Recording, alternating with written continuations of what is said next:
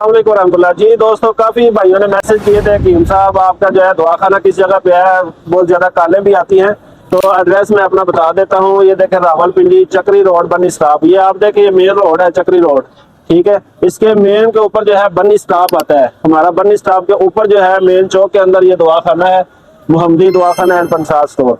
तो चले आए, आपको अंदर भी दिखाते हैं इधर। तो जी तो दोस्तों, ये हमारा दवाखाना है, ठीक है। और जो लोग इस वजह से परेशान है कि यार पता नहीं हम किस हकीम से किस बंदे से रब्ता कर रहे हैं, तो वो बेफिक्र हो जाए। इंशाल्लाह हम प्रॉपर दवाखाना पंसार स्टोर बना के बैठे हुए हैं। किसी के साथ दो नंबरी नहीं होगी, किसी के साथ धोखा नहीं होगा। हमने अपना मुकम्मल एड्रेस बता दिया है। जो लोग चोर होते हैं, दो नंबरियां करते हैं, वो कभी भी अपना एड्रेस नहीं बताते। सबसे बड़ी बात, हमारा जो दवाखाना है वो गवर्नमेंट पंजाब से हमारा दवाखाना रजिस्टर्ड है। तो कोई परेशानी वाला मसला नहीं है। आप बेफिक्र होकर कोई भी चीज मंगवाना चाहते हैं, कोई भी दवाई मंगवाना चाहते हैं या कोई भी ऑर्डर करना चाहते हैं, तो आप हमारे व्हाट्सएप नंबर पर रब्ता कर लें 034449099521। अस्सलाम वालेकुम।